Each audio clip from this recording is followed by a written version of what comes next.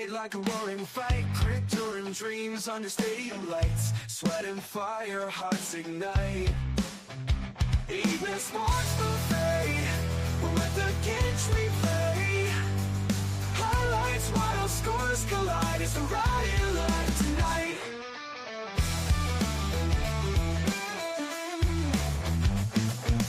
Plays drawn, bold on the chalkboard slate, rivals clash, it's a heavyweight fate. Every second pounding, can't wait. Evening sports buffet. Yes, ladies and gentlemen, welcome to another edition of Early Evening Sports Buffet with the Ginch. I am your host. I am the Ginch. Ryan Ness. Bundle up. It's friggin' cold here in the Northeast. Still watching some of the storm coverage. We got all rain here right outside of Philly. I know the Poconos and the elevations north got all snow. Good for you, by the way. Thanks to the Ginch Quartet. Hopefully coming up soon, Brian Scott Rippey, who covers Ole Miss football.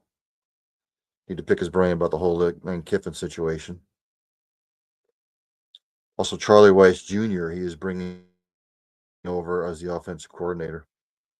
Looks like Ole Miss is going to let him coach for Ole Miss through the playoffs. If they make the playoffs, they should make the playoffs. Don't know how much they'll penalize them. Also, coming up later, I believe, I'm not exactly sure what time, the fourth or fifth installment of the college football playoff rankings before Saturday's games. And then after Saturday's games, I guess we will find out on Sunday. College football playoff teams will be. Of course, 1 through 4 gets the automatic bye. And then teams ranked 5th, 6th, 7th, and 8th, they will get a home playoff game. I don't think there should be buys at all, to be honest with you. I don't agree with the buys. I don't even like the automatic bids. Just play the season. Eye test whatever bullshit criteria you have. That they should pick the 12 best teams. And just don't have bye weeks. Everybody plays.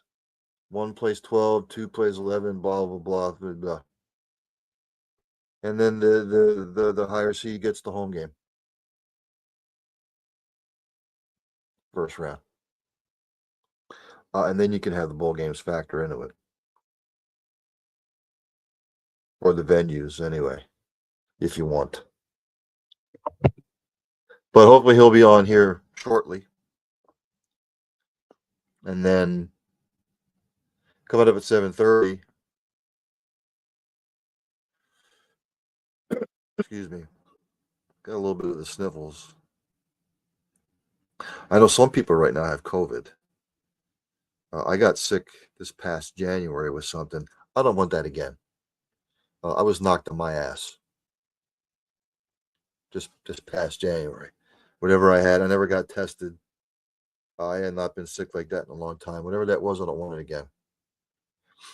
I got vaccinated beginning of October. I'm knocking on wood. I've had success with it, and I've had non-success with it.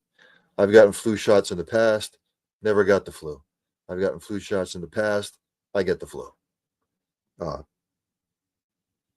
up at 7:30, Price Carter, he covers Kansas City Chiefs football. I need to pick his brain. I've got questions. I need answers. So hopefully he will be on.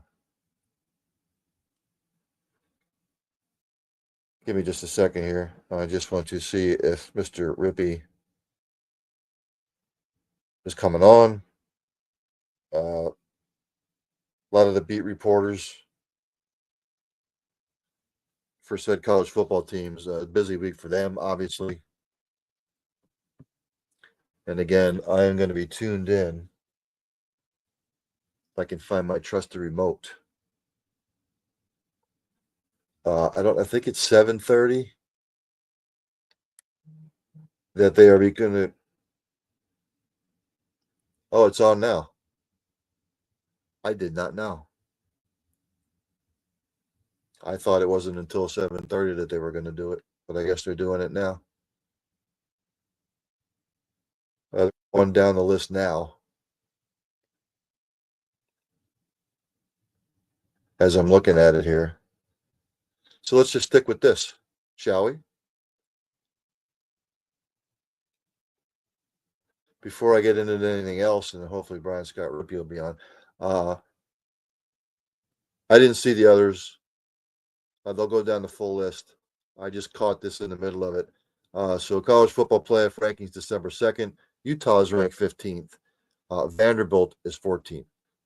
A lot of people are saying Vanderbilt, maybe Utah. Vanderbilt should be in the playoffs. Diego Pavia should be the Heisman frontrunner. I don't agree. I think the Heisman Trophy is going to go to either whoever wins the Ohio State Indiana Big Ten championship game between Saying and Mendoza.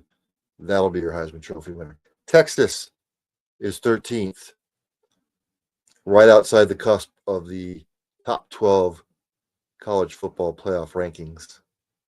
So Utah's 15th, Vanderbilt's 14th, Texas is 13th. Now let's see who 12 and 11 are. They're still taking their good old time, as they always do. Miami's 12th. Good sign for Miami. Not saying they'll make it in the final in the end, because whoever wins the ACC title game between Virginia and Duke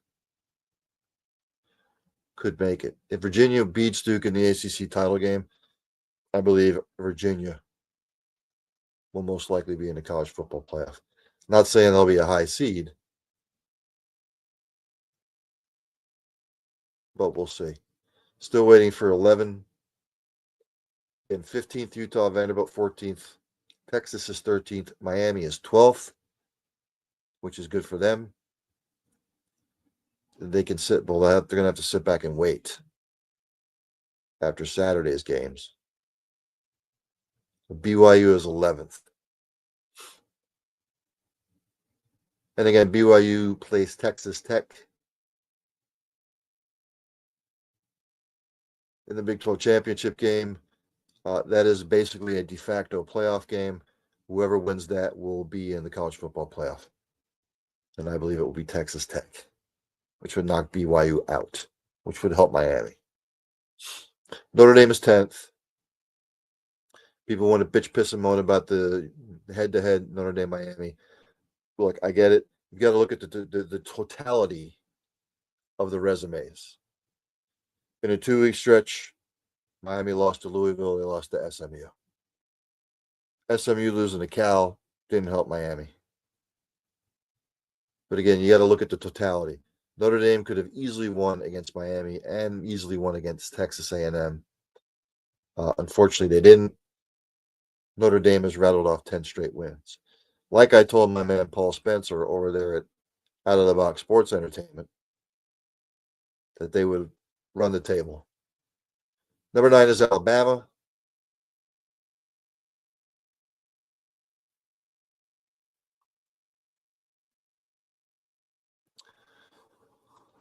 If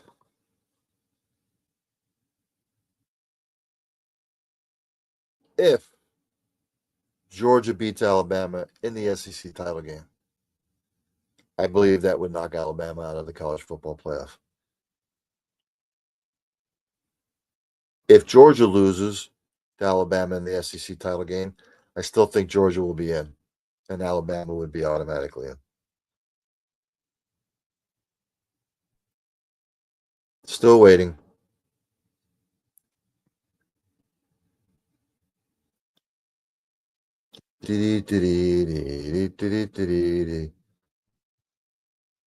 Texas A&M drops to 7th. So they dropped Texas A&M 4 spots. Texas A&M not playing in the SEC title game. So this basically, and Ole Miss is 6th. So they didn't punish Ole Miss for losing Lane Kiffin, which basically tells me that Ole Miss and Texas A&M are going to be in the college football playoff. Sorry, Oklahoma's 8th, so Oklahoma will be in. 6, 7, and 8 are in, and Notre Dame is in. So I want to see who the top 5 are. I'm sure Ohio State and Indiana did not up, obviously. You remember Texas A&M was 3rd last week. I'd like to see who they stick in the 3rd slot. Is it going to be Georgia or Oregon? So that'll be interesting.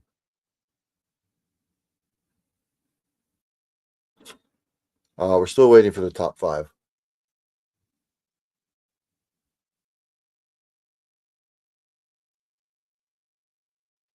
Oregon's 5th, Texas Tech is 4th, Georgia's 3rd, Indiana's 2nd, Ohio State 1st. Again, whoever was between Ohio State and Indiana, win, lose, both those teams are in. Georgia will be in, even though if they lose to Alabama, they're still going to be in. Texas Tech is 4th. I said this is a dangerous team, ladies and gentlemen, and they're healthy. With that defense, their quarterback stays healthy. Oregon 5th, don't have to play a Big Ten championship game. For the most part, the top 5 are going to be in the college football playoff. It's when you get Notre Dame is going to be in the college football playoff. But some of the teams, again, when you get from Alabama, Miami, BYU, it's going to be dicey. And again, if Virginia beats Duke in the ACC title game, right? And Virginia's sitting there at 11-2. Who would that knock out? I don't know. So as it would stand right now, Ohio State would be the 1, Indiana the 2, Georgia jumps up to the 3, Texas Tech would be the 4. Oregon as the 5 seed. They're not showing who the 12 seed would be right now.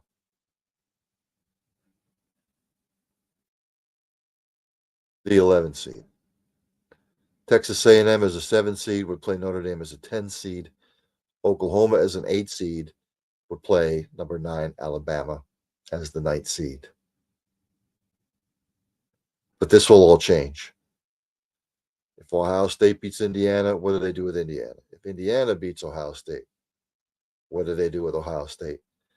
Georgia loses to Alabama. Where would they seed Alabama? And then where would they seed Georgia? And let's say Texas Tech loses to BYU. Will they still keep Texas Tech in?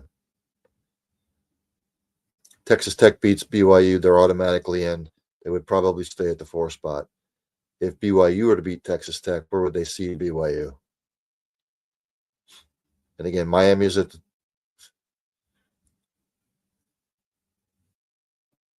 still waiting for the 11th and 12th seed from the committee, who they're going to stick at 11 and who they're going to stick at 12. So we have 1 through 10. I'm still waiting on who they're going to seed at 11 and who they're going to seed at 12. Again, right now, BYU is ranked 11th in the college football playoff rankings, and Miami is 12th. I'm just interested to see who the 11th seed is and who the 12th seed is going to be.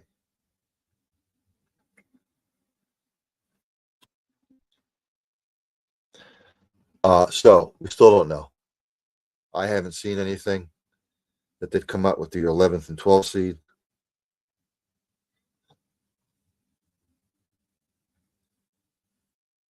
I'm still trying to wait James Madison's 25th. North Texas is 24th. Iowa jumps in at 23. 20 Tulane, Michigan, Arizona, Virginia, USC is 20 through 16.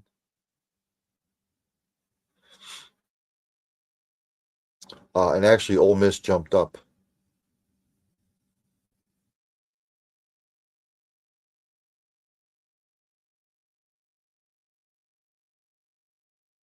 Still waiting to see who they're going to stick in as the 11 and the 12 seed as far as the bracket goes.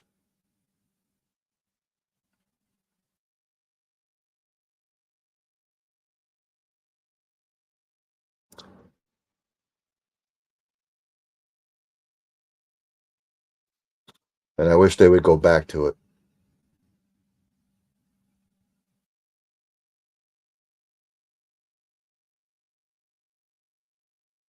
Still waiting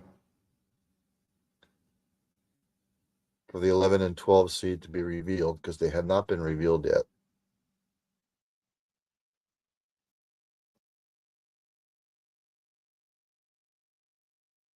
So number 5, Oregon, would play the number 12 seed. Number 6, Ole Miss, would play the 11 seed. But they have not shown the 11th seed and the 12th seed yet.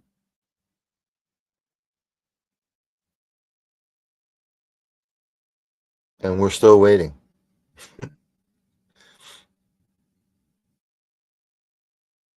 I am not seeing anything as of yet, and this is disturbing to me because they always have to drag it the fuck out. I don't know why.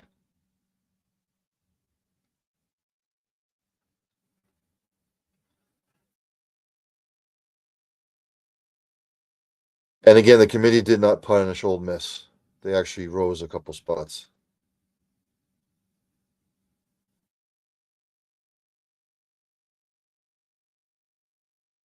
Still waiting. This is the kind of shit I can't stand. Like, just reveal them already. Stop pussyfooting around.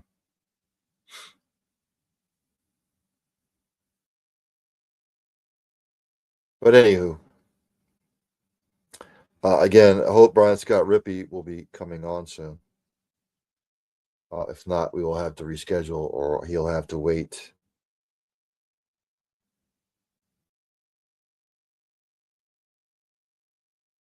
Still waiting for the 11 and 12 seed. So anywho, I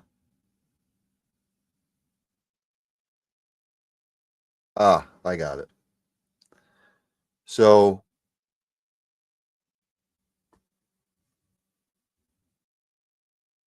from the Power 5 conferences, the 11th seed would be conference champ number 4, and the 12th seed would be conference champ number 5. So more than likely, Oregon's going to wind up playing Tulane. And Ole Miss will likely play the winner of the ACC. So Ole Miss is either going to wind up playing Duke or Virginia, and Oregon more than likely will wind up playing Tulane. So that's how it stands. So, again, some news and notes and headlines from today.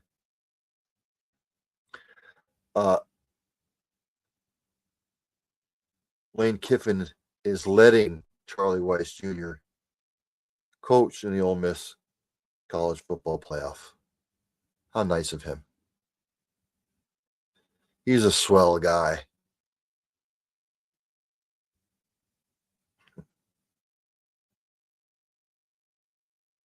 Good for him. Keep it intact that you tried to tear down. Mr. Sataki there at BYU, he is going to get a new deal with BYU. He shuns Penn State. I don't think there was a lot of interest by the fan base anyway, although the administration shouldn't always listen to the fan base. The Pittsburgh Steelers have claimed wide receiver Adam Thielen off waivers. They have cut Mr. Slay. Not exactly sure what Thielen's going to do for you. Does it make them exponentially better? No.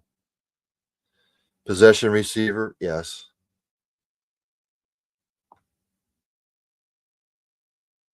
I just don't understand why some of these teams make deals that they do, but they do.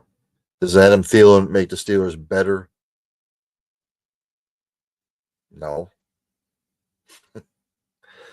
Is he a good possession receiver to have? Yeah. But Rodgers will just throw him under the bus. The narcissist that he is. The Blue Jays and the right-handed pitcher Cody Ponce have agreed on a 3-year, $30 million deal. Good for him. Getting paid. Serena Williams has come out and said that she is not coming back amid rumors that she would. Why would she come back? She has nothing left to prove. Enjoy the rest of your life. You have nothing left to prove.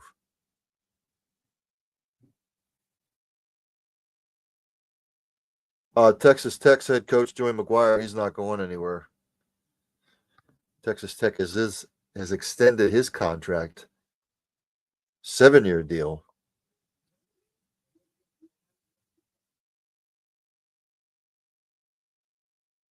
It doesn't say what the deal is. Just a new 7-year deal. He is building something at Texas Tech, ladies and gentlemen. They are my dark horse to win the national title this year. They're a scary out for anybody. Period. Dylan Spalding, yes. Hello, Mr. Ginch. He says, yes, Dylan. Says he is just leaving the USF UConn game, if you can call it that. I'm sure I was looking at the score earlier. I think USF got spanked, by the way. I didn't see the final score. I've been going back and forth with all this stuff. UConn number 1 in the country again. Go figure. A lot of programs, though, have closed the gap on. And Geno's another one. You have nothing left to prove, unless you still enjoy it. You just want to add on to your accolades, I guess. New coach for Auburn, Alex Galesh. He has retained defensive coordinator DJ Durkin. So keeping him in place.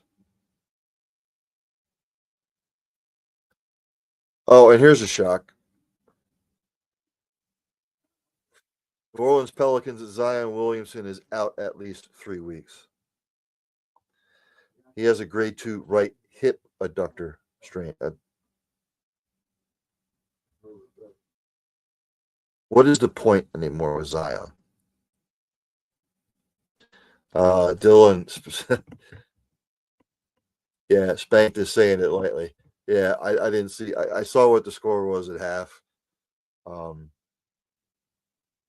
It wasn't good. But I'm sure South Florida is getting paid nicely. Anyway, but with Zion, what's the point anymore?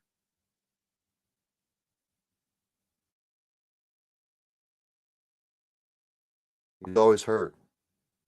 You feel for him because he always gets hurt. But what's the point anymore? Sometimes you just have to cut your losses. Let him get his body right. Just maybe he can be an analyst. Maybe he can work somewhere else for the Pelicans. I don't know, but it's just been a nightmare for the Pelicans with Zion.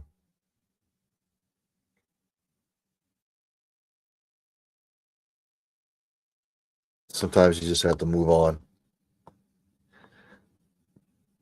I don't know what they're hoping and praying for. It's been 6 years. It seems like 6 years anyway. I think it's 6 years. But yeah. Hopefully coming up at 7:30 in about 5-6 minutes. Price Carter will be on. He covers the Kansas City Chiefs. Like I said, I've got questions. Big time questions. I want to pick his brain about my Chiefs, where they stand, where they're going to go, why GM, and I put this on GM Brett Veach. Again, I said it all off season. I know they got their ass kicked in the Super Bowl and they wanted to bolster up that offensive line, but they can't run the ball. And their receivers are okay. Kelsey's older. Like, why didn't they go after Devontae Adams? I'm sure if you could have gotten Devontae, I'm sure Patrick Mahomes would have restructured his contract to bring in Devontae.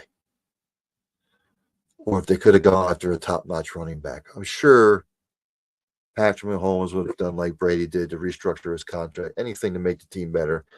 But they didn't. And that's why they find themselves 6-6.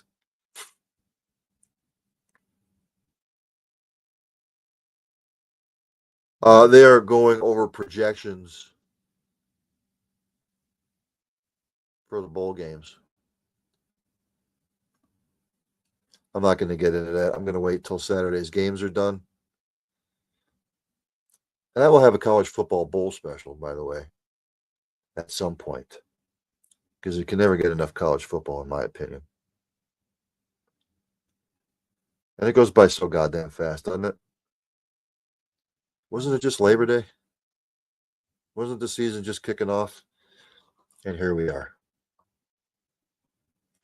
Let's go to. Give me just a second here.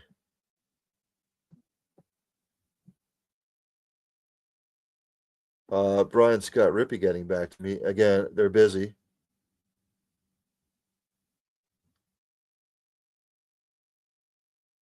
He is running behind. Let's jump to the association.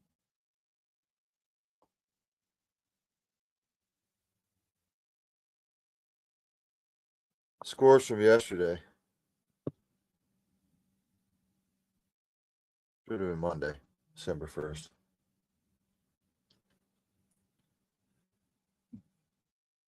Let's see. He will not be coming on today, Brian Scott Rippey. He got behind again. Says he can come on.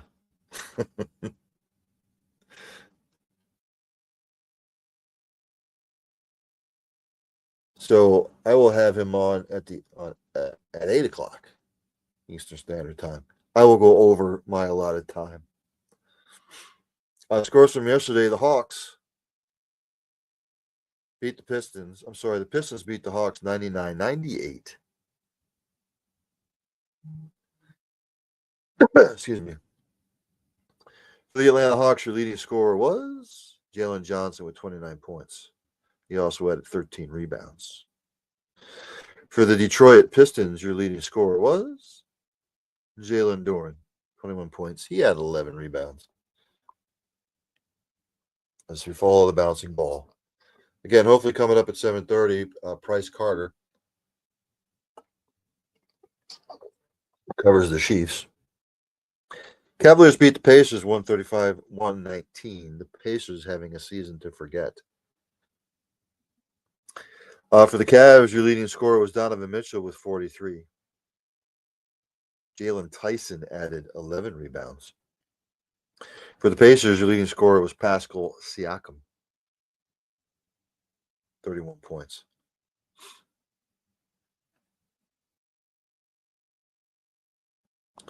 Wizards beat the Bucks 129-126. Leading scorer for the Bucks was Kevin Porter Jr. with 30.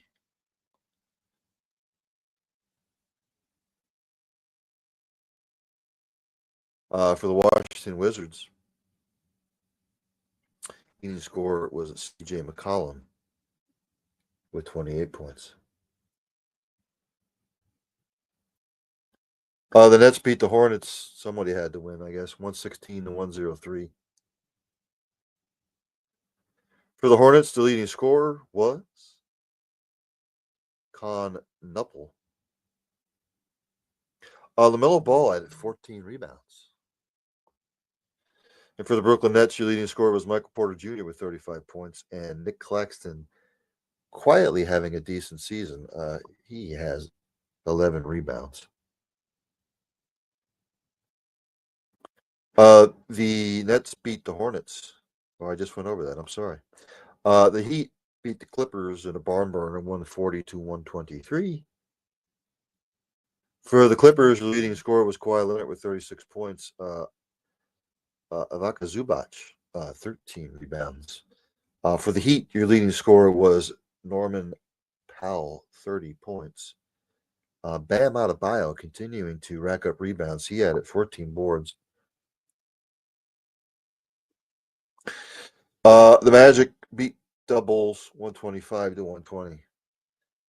That hot start for the Bulls, they were 6-1 at one point, I believe. They are now 3-10 since. For the Bulls, your leading scorer, was Josh Giddey with 22 points. Nikola Vucevic added 11 boards, and for the Magic, your leading scorers were Wendell Carter Jr. and Jalen Suggs with, leading scorer was Desmond Bane with 37 points. Looking at the wrong stat line. The Mavericks beat the Nuggets 131 to 121. A little bit of a shocker. The leading scorer for the Mavs was Anthony Davis with 32 points. He also added 13 boards. For the Denver Nuggets, Nikola Jokic, 29, 20, and 13. Another triple-double.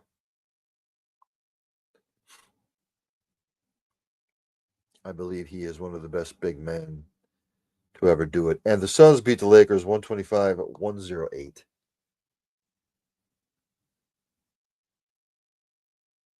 For the Suns, the leading scorer was Dylan Brooks with 33. And for the Lakers, leading scorer was Luka Doncic with 38. He had 11 boards. In the association tonight,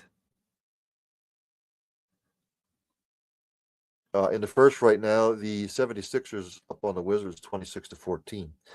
7:30 Trailblazers at the Raptors. 8 o'clock Knicks at the Celtics. Timbers at the Pelicans. Grizz at the Spurs. And way out there on the West Coast at 11 o'clock, which can't stay up for. Thunder play the Warriors.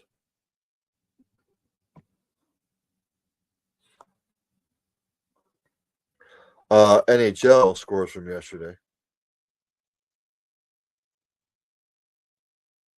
Can't believe we're in December already, man. Time just goes by so fast. The Blue Jackets beat the Devils 5-3. The Penguins over the Flyers 5-1. Sabres over the Jets 5-1. The Ducks beat the Blues 4-1, and the Sharks hammered the Mammoth 6-3. A full slate on tonight in the NHL if you want to switch over to the NHL. Right now in the first, the Senators and the Canadiens are tied 1 apiece. In the first, the Red Wings up on the Bruins 2-0. In the first, the Lightning and the Islanders 0-0. In the first, the Stars are up on the Rangers. Stars Rangers tied 1 apiece. 7:30 Maple Leafs are at the Panthers. 8 o'clock Flames at the Preds. 9 o'clock Canucks at the Avalanche. Wild at the Oilers. 10 o'clock the Blackhawks at the Golden Knights. 10:30 the Capitals are at the Kings.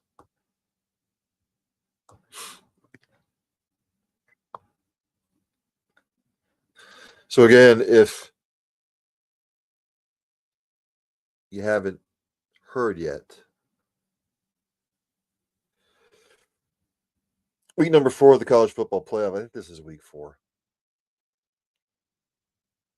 4 or 5. Your overall number 1 seed would be Ohio State. Number 2, Indiana. Number 3, Georgia. Number 4, Texas Tech. This is all going to be subject to change depending on what happens with Ohio State and Indiana. Whoever wins that, where does the loser drop to? Georgia, ranked 3rd. If Alabama beats Georgia in the SEC title game, where would they put Alabama? And where would they drop Georgia? And Texas Tech, 4th. If they lose to BYU, does BYU get in, and where would they drop Texas Tech? Again, this is all subject to change. And again, Ole Miss, they actually jumped up a spot to 6th. They would play the conference champion number 4, which would be the ACC. So Ole Miss is going to wind up playing Duke or Virginia. The 7-10 matchup, as it stands right now, will be Texas A&M against Notre Dame. So I have a feeling Miami's not going to get in.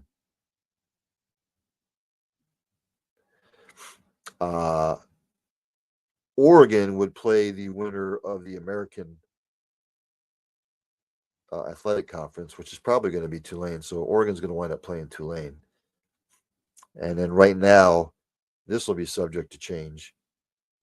Number 9 Alabama would play number 8 Oklahoma. Oregon's going to be in. Oklahoma's going to be in. Ole Miss is in. Notre Dame's in. And Texas A&M. It's just going to be. It'll be chaos.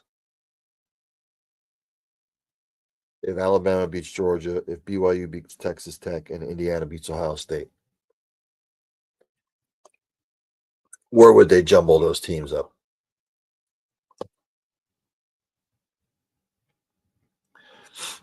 So, in a perfect world, to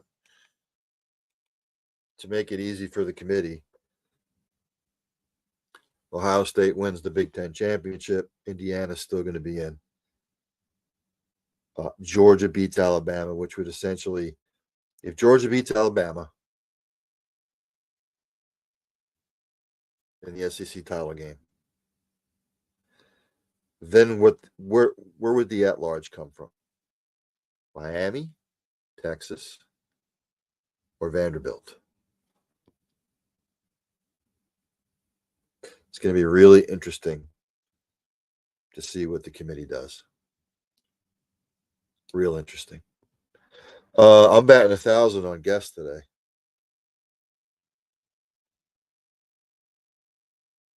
Everything is okay.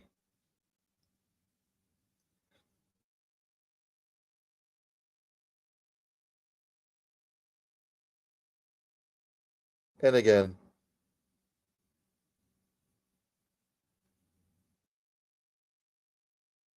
still trying to find out what's going on. Thanks for tuning in. Anybody that's tuning in live. Again, we went over the college football playoff.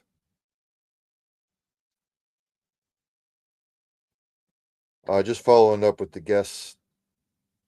Again, I know they're busy. It's their busy time of the year.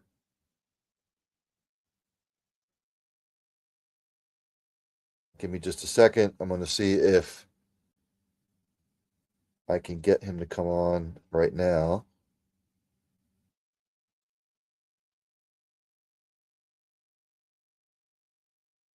See if Brian Scott Rippey can spare a few minutes to come on right now.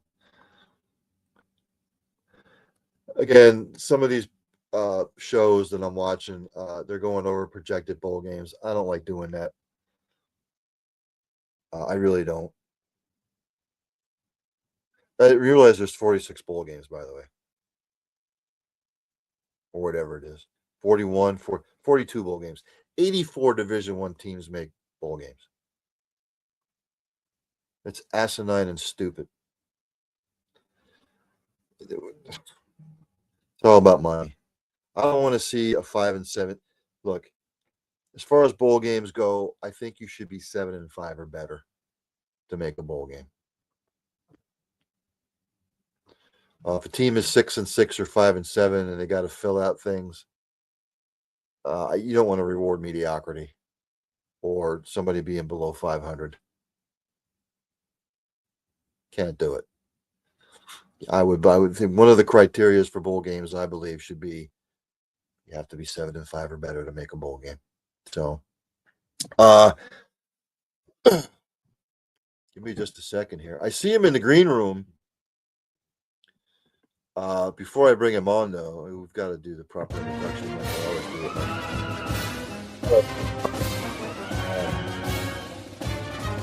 do. If you don't know, this would be the Ole Miss fight song. I'm sure that a lot of them want to fight Lane Kiffin right now. We'll see. Let's bring him on. There he is. Mr. Brian Rippey. Brian, thanks for coming on. Yes. Sorry about the mix up. I'm usually pretty good about that. I just lost track of the time, but glad we can make this work. That's okay. Where do I start? Yeah, I know. Look, man, I've said this before. Lane does Lane. He's always done Lane. He's always done what's in the best interest for Lane.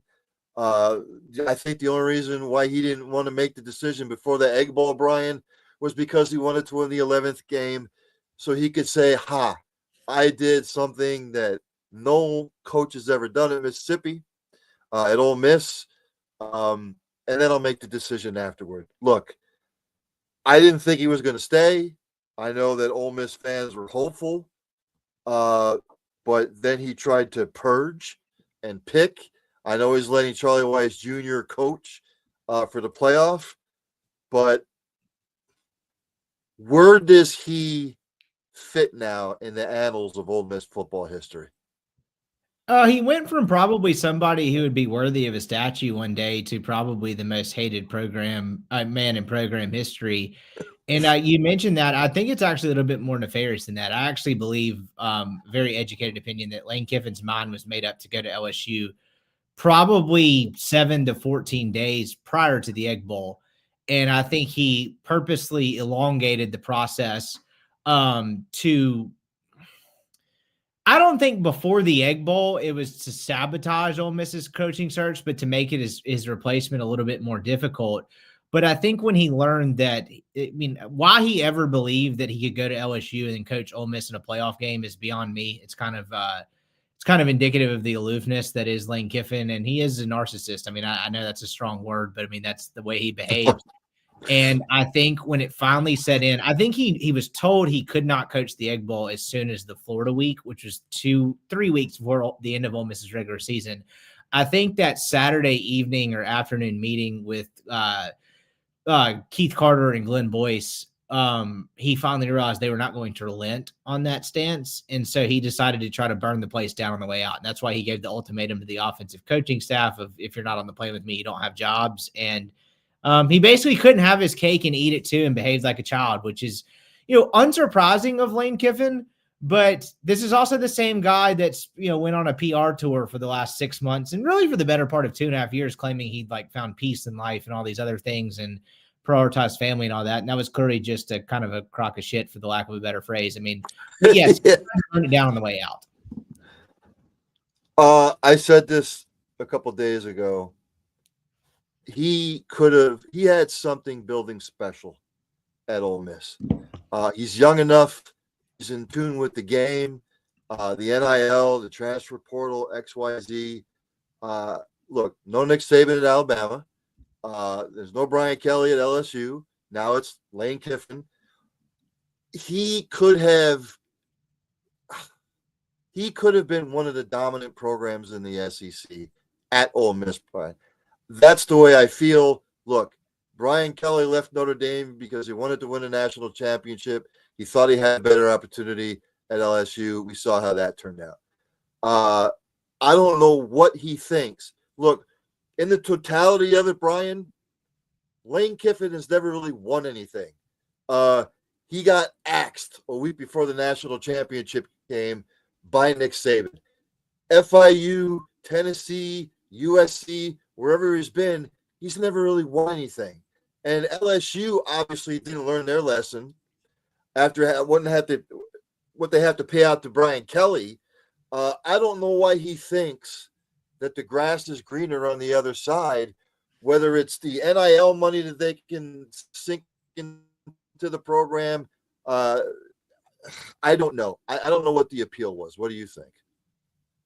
I think he's always chasing the next thing. Lane Kiffin is one of the hardest human beings to describe that I've ever encountered, even just from a distance. And so I think he's just always looking at the next thing. And he's one of those people that cannot find contentment and happiness in life. And don't mistake yourself. He's going to do this at LSU. The next time some NFL owner is dumb enough to convince themselves this guy might be a good idea to be the face of their $1 billion business, he's going to flirt with them. If Texas or Alabama comes open in the next 2 to 3 years, he's going to do it again. He's always chasing greener pastures. He's someone who always felt like he was better than Ole Miss in Oxford, and so I think I mean, again, no other coach in the country. It's interesting to me that people always want to blame the calendar. Yes, is the college football calendar screwed up? But there's a reason that this is only an issue for Lane Kiffin. Every other coach of a team that's in the playoff or in playoff contention has been like, no, I'm good. You think Kurt Signetti did not have better offers? Of course he did. But Lane Kiffin is the only head coach in America, and maybe in any sport, that would do this, that would ditch a playoff team to go to the next thing that he views as better. And I think Lane has romanticized like blue blood jobs like that, ever since he was a young coach, maybe even beyond that, maybe ever since he was a kid. And he just has this in unquenchable desire for attention and the unquenchable desire for what's next. And I don't think there was any stopping that at any point ever, no matter what Ole Miss did. Yeah, I just don't understand. I equate it to you have a current girlfriend, and you want to sleep with her a couple of more times, and then basically telling said girlfriend, well, I'm going to sleep with you a couple of more times, and then after that, I'm going to go over to my new girlfriend. I don't understand the way of thinking. Could Ole Miss have done anything to keep him? Counter offer LSU. Did they even want a counter offer? Why do they want this person running their program anymore? Oh, no, there's nothing they could have done to keep him. The money was equal. The NIL was going to be equal. I kind of laugh at like these reports that come out that are clearly leaked by LSU. It's like they're guaranteeing $25 million NIL. That just shows kind of outdated thinking in college football. Now that revenue sharing is a thing, this NIL stuff is like somewhat regulated and has to be passed through a clearinghouse committee. Like the time to brag about having $25 million in NIL was 2022, when none of this was regulated. You couldn't revenue share, and it was just this big pot of money to go to players. So this idea that LSU put together some sort of like lucrative package that Ole Miss couldn't match is ridiculous. And Ole Miss wanted it for all of Lane Kiffin's abrasiveness and flaws. It was in the best short-term interest of Ole Miss's football program to keep Lane Kiffin as head coach. And they wanted him. And the reason I say short-term interest is I think even if Lane Kiffin had stayed, this made Ole Miss admin realize, hey, like this is not sustainable. Like he can't do this every year. So if let's just say Lane Kiffin had stayed, the next time he started flirting, they would have immediately like formed contingency plans and been like, dude, just go on your way.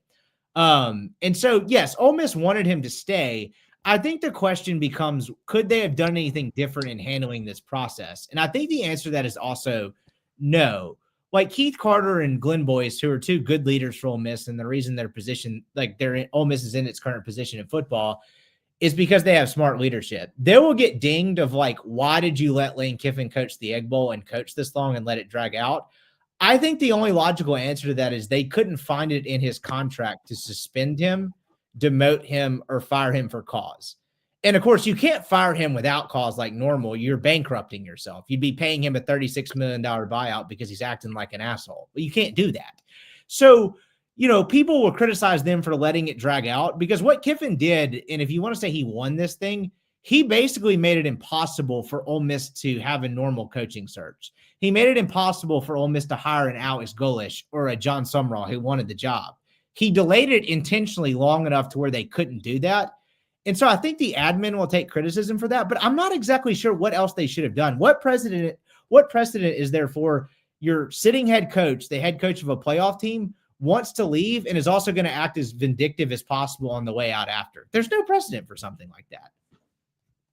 So talk to me about Pete Golding. He was named the permanent head coach, I guess.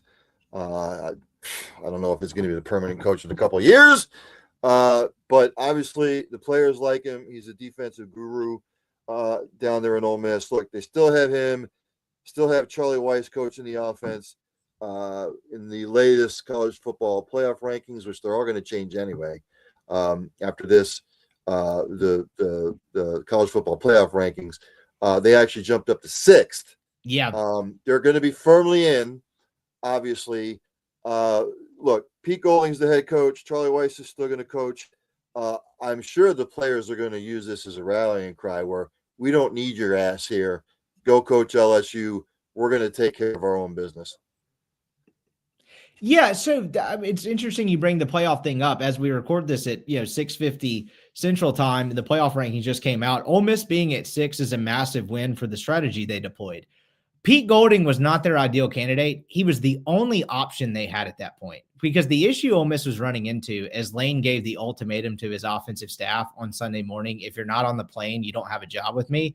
Ole Miss was running into the problem. I mean, from talking to staffers throughout the day, at 10 a.m., Ole Miss was worried about how they were like quite literally going to field an offensive staff.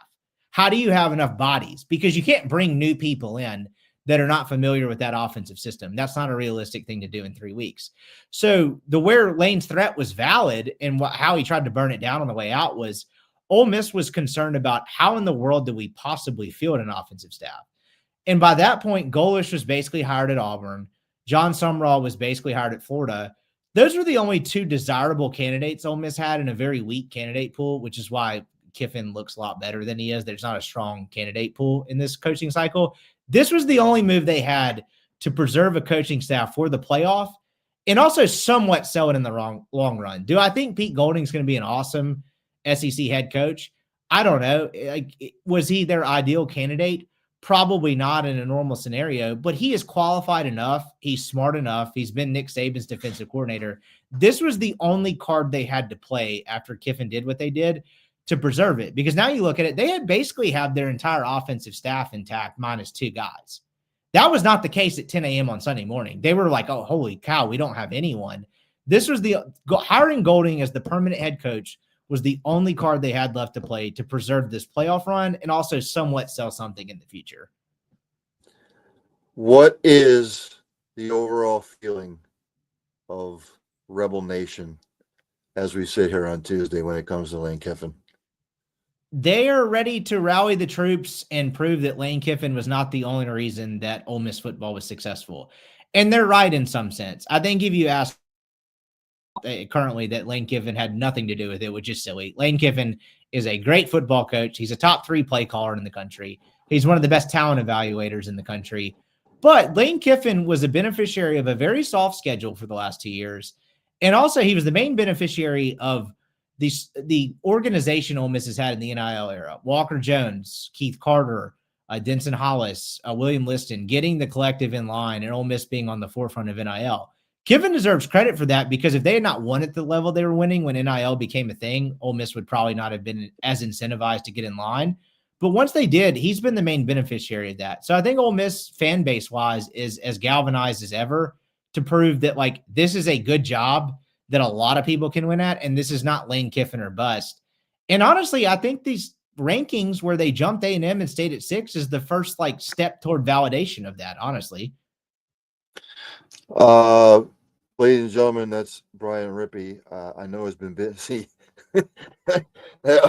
ever since like probably the last 2 weeks. I don't know when you got a break. Now, did you see the Marty Smith interview that he did with Lane when Lane just kept rocking back and forth the whole time? You could tell he didn't want to be there. You could tell he didn't want to do the interview. It was almost like, again, great coach. Talented coach. Character-wise, I think he's a douche. He's a narcissist. I'm sure that's the way a lot of people feel. They felt like that at Tennessee when he was with the Raiders.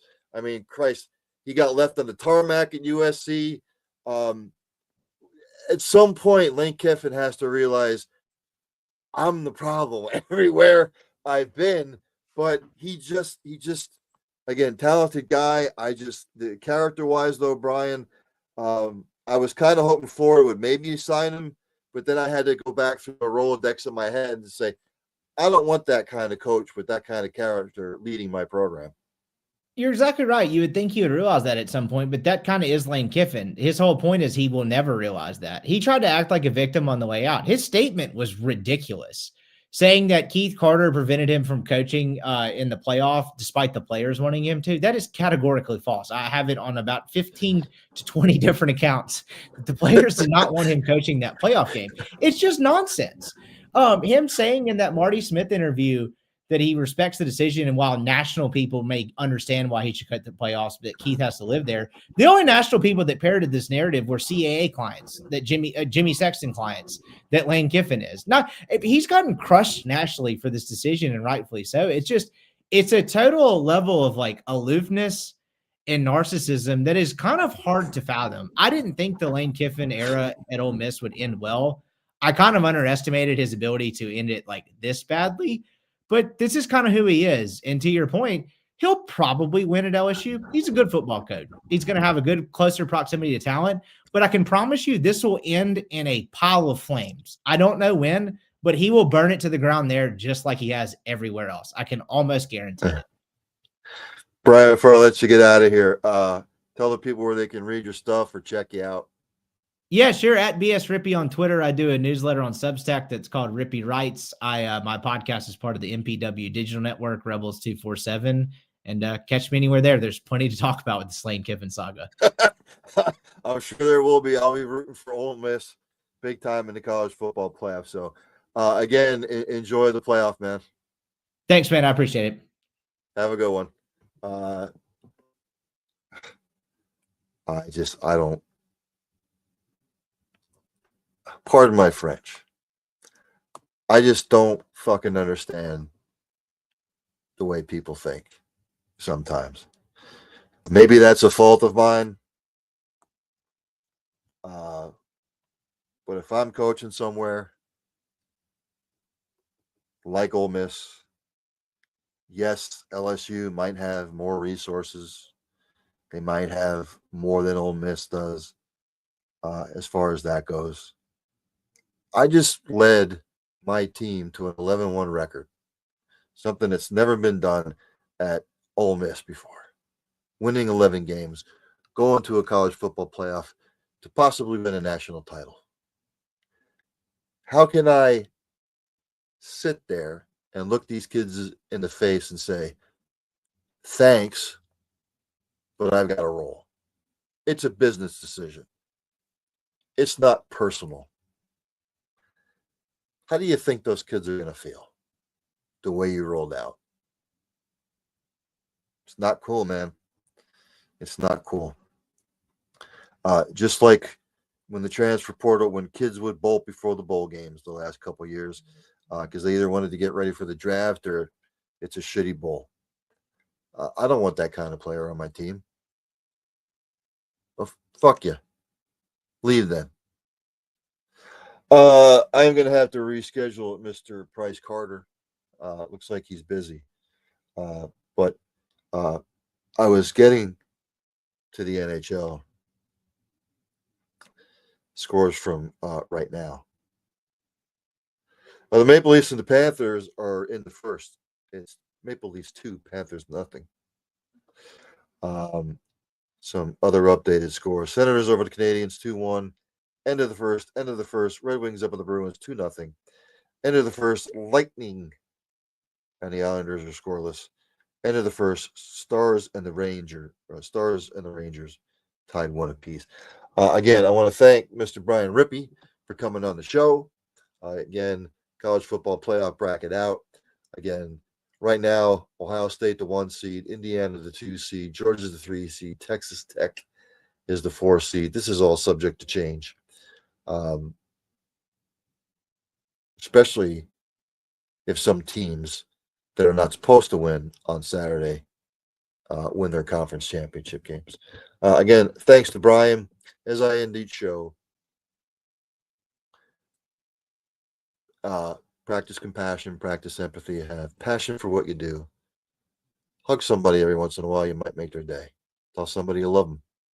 You might not get a second opportunity. And for Christ's sake, if you see somebody struggling, inquire, ask about what might be bothering them. How can we get this particular individual help? You might not just be saving a life, you might be saving multiple lives. With all that being said, enjoy the rest of the night. Bundle up. It's cold as hell here. There's only one thing left for me to do. That's for Dandy Don to take me out. Turn out the lights. The party's over. They say that all good things must end. call it a night. The party's over, and tomorrow and next year starts the same old thing again.